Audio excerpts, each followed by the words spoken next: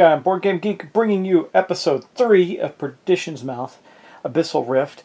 This is the introductory adventure called Side Entrance, where we're just trying to basically, this helps us to understand the rules, the mechanics.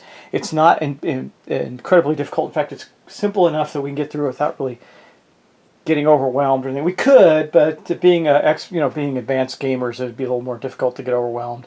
So we're going to continue on. I have posted the video. I haven't heard much in the way of feedback, negative or like corrections or anything like that. So we're just going to get going. The one thing I did forget was I forgot this door. There's also an open door here, but why bother? It's already been opened. And we're going to get started right away with our players. So the first thing we have to do is turn all of these to face outward to show that we have turns to take. I really do like this rondel mechanic. It's pretty neat and it looks cool. So that's awesome stuff. All right, now let's get going. Who are we going to take on first? I think I kind of want to get those guys over the hard terrain that's right here. It does require some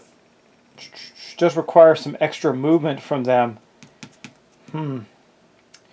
Actually 3. So that's pretty rough. So what we can do is, in getting over here, maybe like she can get there. Maybe we'll go with her first because I'm going to use her special and get her out of the way. That will give our guy Bastien time to move. I think we're going to be able to elude these guys over here and just not deal with them.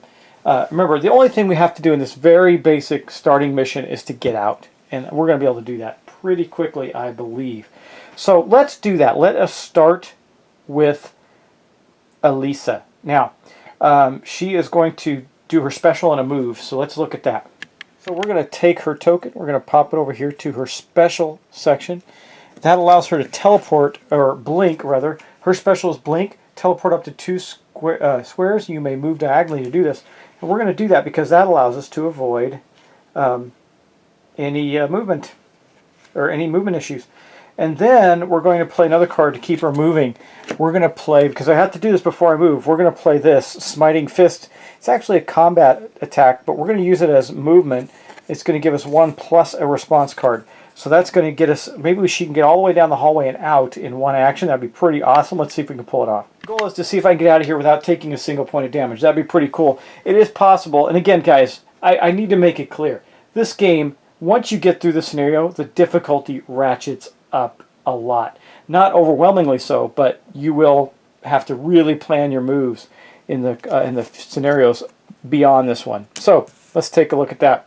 So she did her special, her special, which is to I don't know if you have to do them in order. Let me just double check that because it says move then special. I would prefer to do special than move. Let's see. That is the special. Use your special ability. Play hero cards before or after using the ability, then move. Okay, so that's good because that's what we want to do is play her special and then move. So she's going to go. Remember, she can move diagonal. So she's going to go blink 1, 2 to there. Then she's going to move again, but we get to draw a response card plus 3. Wow, so that's going to be 4. 1, 2, 3, 4. She's almost out.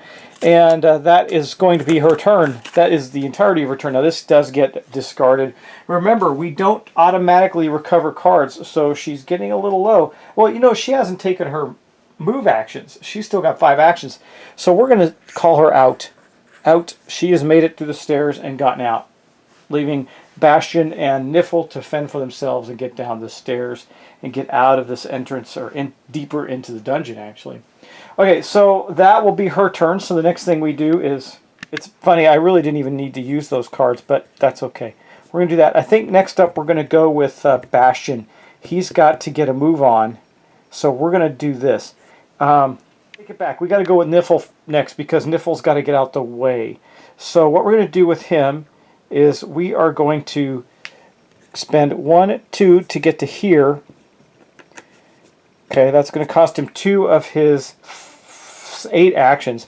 So he's still got 6 actions left. It gives us a move, and we get to draw 1 of his cards. We're going to spend 1 of his cards. We're going to spend, they're all 1s. So we're going to spend this 2 to give him some extra movement. That puts him all the way back up to 8. Let's go see what he's going to do. Well, putting that down, he's got 8 total actions. It took him 2, so he went down to 6 and went back up to 8. Cost 3 to move here, so this is 3, 4, 5, 6, 7, and 8. He's right on the stairs. He will get out next turn. That is good, and that's going to end his turn. He's going to discard this card, and then we're going to flip his token. He has taken his turn. The last one up is Bastien. Now, what Bastien's going to do is he's actually going to... Now, he's only got 6 actions. He's going to go 1, 2, 3. So he's going to use his 3 actions to get to sprint, which gives him a move and a response card. So I don't think he's going to get out this turn, but he's going to get pretty far. Let's see what cards he has that he can do with a move. Well, the one he's got the most of will not work with here.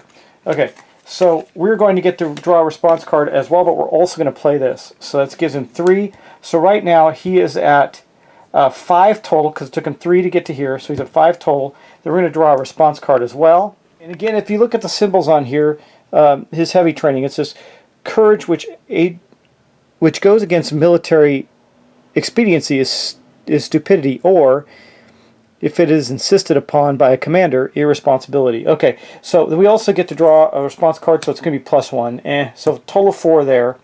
That gives him 5, 6 total movement points. So he's going to go 1, 2, 3, 4, 5. He's going to have to stop there. That sucks. Well, okay. If he'd gotten a bigger response card, we might have been, or had a better card to be able to spend, we might have gotten farther, but we don't.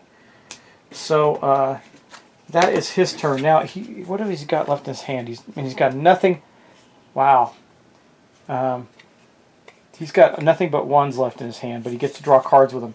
So we'll see how he does with this. Let's continue on. So that's basically going to end his turn as well. And that's going to end all the players' turns. Now we're going to go to the enemy turns. We're going to draw a response card and see what they do. Well, we got lucky, and this big one came out before they got to respond, and they only have a 1. Wow, that's interesting. So I don't think they're going to do anything. Well, we've gotten very, very lucky with this. So let me show you what's going to happen. So this is going to move to here. So the only thing they're going to do is attack. Now, I don't think that we're going to check. I don't think either of them have line of sight. Well, one of them might. Let's check. I don't know if he has range, if he does.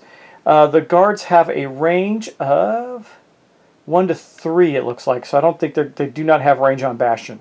But I do think this guy here actually does have line of sight on him. Well, no, I guess he doesn't. So let me check that. Would they move before? No, they can't. They don't move. They're just attacking. Hey, let me think. So, yeah, wow, we got incredibly lucky. I was expecting them to at least move and spawn, maybe get a +2. I don't know. Anyway, they're not going to, they're just hiding out. The guards are hiding out. They go, oh, these guys coming through, or they're scaring us. So that's really going to be the end of it. And we're going to move to the next round, actually. So Elisa's already out, so I'm going to reset everybody's tokens. I guess Elisa, I'll just take hers off. She's out of the dungeon. She is done with the scenario. Next up, we have, we'll start with Bastion. All I have to do with Niffle is move. So let's take a look at him. Well, he's right there. So basically, we're going to have to spend 2 of his actions to get here to do a move. That leaves him with 3. He doesn't have any cards that are really going to help him out here. In this case, he can move 1 and draw a card. That's going to give him 4. So here's what we're going to do. We're going to play that. It's not going to move him very far. So the enemies could still catch up to him, but I doubt it.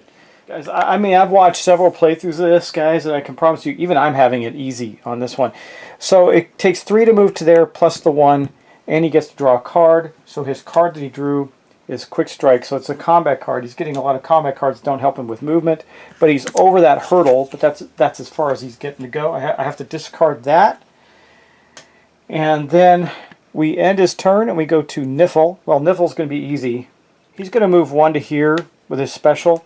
His special is Catnap. If you do not play any other special abilities this turn, then you may rest.